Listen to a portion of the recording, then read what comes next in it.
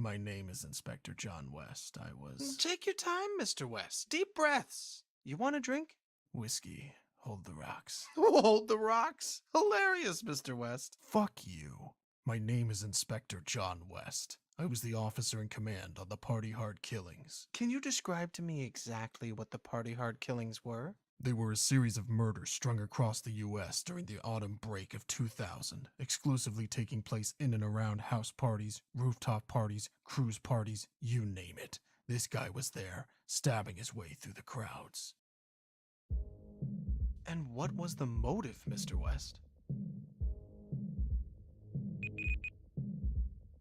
This guy, he just wanted some peace and quiet. Maybe you should start from the beginning, Inspector. It might give us a better idea of where this all went so wrong.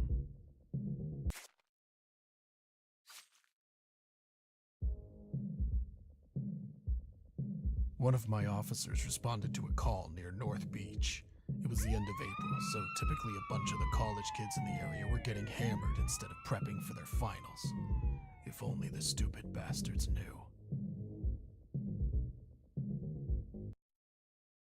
You arrived at the scene after the assailant had fled, correct?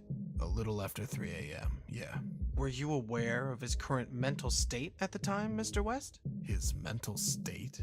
His confusion, the blood dripping from his hands, like someone else was driving him forward, yet a bright light leading him onwards.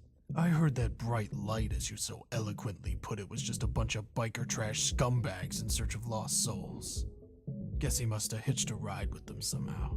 Perhaps it was when they realized that the party was already dead. Excuse the pun. Speaking of dead, wasn't your daughter Katie at that party, Mr. West? Seeing her blood zigzagging between those bathroom tiles, it was like a sledgehammer using my stomach as a welcome mat, drowning without water. Jesus. She was so messed up that I couldn't even ID the body.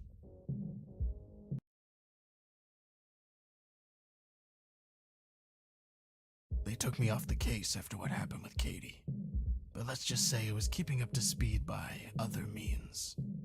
Once the ranch massacre happened, my colleagues were more than happy to unofficially keep me informed. It seemed obvious to me that this was just the beginning, and I had Las Vegas down as one of the contenders for the next attack. Of course, the problem is that Las Vegas is one hell of a landmass to keep a watchful eye over. The kicker is that he was spotted leaving the scene on a shuttle bus. A goddamn bus. So you're saying the perpetrator was calm even after what he'd just done? I'm saying this guy was a fucking psycho. Please, Mr. West, try to stay professional. You're a funny guy. Either way, I still don't know how he evaded the entire police force descending down on him. It was like the devil was on his side.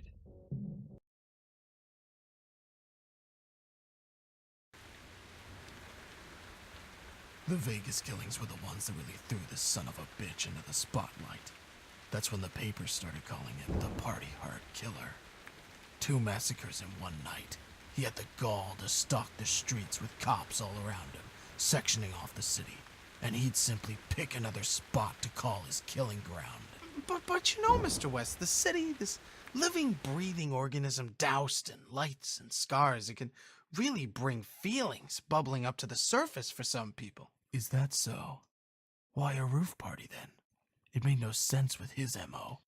On the contrary, Mr. West, I'd suggest it made perfect sense, being so close to the sky, yet behaving like worms. Perhaps he felt that those people simply deserved to be back in the dirt, where they belonged. And then, there was nothing. Months and months of goddamn nothing. Just frustrating goddamn silence. The shadow had swept through our lives and then hidden away like the yellow-bellied piece of shit that he is. Mr. West, please, let's stick to the facts. What do you think he was doing during this time? Damned if I know. Tell you what, though, those months dragged and dragged. The papers wanted names. There was severe public unease. The police force was a laughingstock. You'd never guess that one single sicko could rip this country apart so badly. And then one day, out in the desert, there was an encounter. What kind of encounter?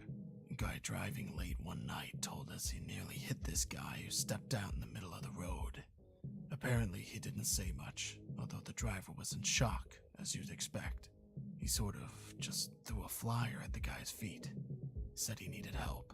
Needed help? What kind of help? Said he needed a ride to a party on a boat. Ah, yes, I heard about the cruise liner disaster. Although I assume it wasn't the rushing water that killed those people, as the news had us believe. Sometimes it's easier to keep the people safe by shielding them from the truth. Yes, well, that's an interesting sentiment, although I'm guessing the people on that boat may have felt a bit shortchanged. Though while we're on the topic of truth, you were about to discover a truth of your own, am I right, Mr. West? The girl. Yes, the girl. Tell me about the girl, Mr. West. From what I understand, she'd been following him since he first began his descent to madness. Stalking him, perhaps? Label it what you want. Seems like she was a fan of his work. Wanted to study his methods, as sick as it sounds. She was always a troubled child. You seem to be well acquainted with our newly found heroine, Mr. West. And you know exactly why, you son of a bitch. It was Katie. It was my daughter.